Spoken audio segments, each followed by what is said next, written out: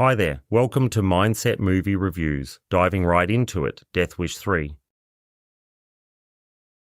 Death Wish 3, directed by Michael Winner, is a film that takes the vigilante justice theme to an extreme level, blending crime, thriller, action, and drama into a chaotic spectacle. Released in 1985, this movie is the third installment in the Death Wish series, featuring Charles Bronson reprising his role as Paul Kersey, a character who has evolved from a mild-mannered architect into a hardened vigilante. The film's plot is straightforward. Kersey returns to New York City to visit an old friend, only to find himself embroiled in a battle against a sadistic gang led by Manny Fraker, played by Gavan O'Herlihy.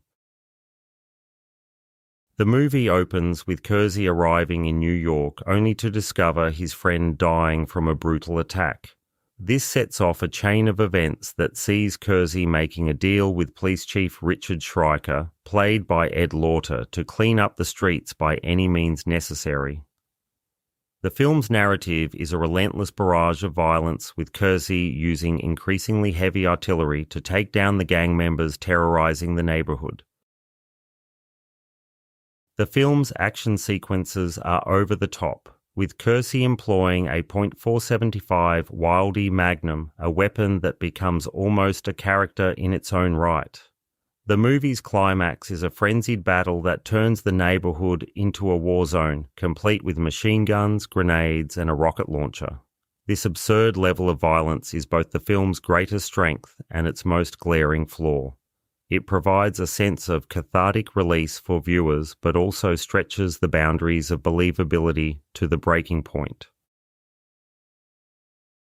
Charles Bronson's performance as Kersey is subdued, reflecting a character who is weary from years of violence, yet driven by a relentless sense of justice. Despite his age, Bronson manages to convey a sense of menace and determination that is central to the film's appeal. However, his character's lack of dialogue and emotional depth makes it difficult to fully engage with his journey. The supporting cast, including Martin Balsam as Bennett and Deborah Raffin as Catherine Davis, provide competent performances, though their characters are often overshadowed by the film's focus on action. Gavan O'Herlihy's portrayal of Fraker is suitably menacing, though his character lacks the complexity that might have made him a more compelling antagonist. Death Wish 3 is a film that revels in its own absurdity, offering a mix of dark humor and unintentional comedy.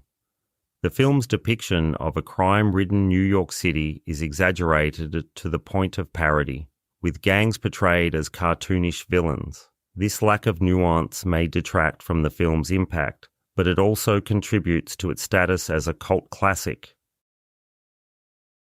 In summary, Death Wish 3 is a film that is both entertaining and problematic. Its excessive violence and simplistic narrative may not appeal to everyone, but for fans of the genre, it offers a nostalgic glimpse into a bygone era of action cinema. While it may not reach the heights of the original Death Wish, it remains a fascinating artifact of 1980s filmmaking, showcasing Charles Bronson in one of his most iconic roles.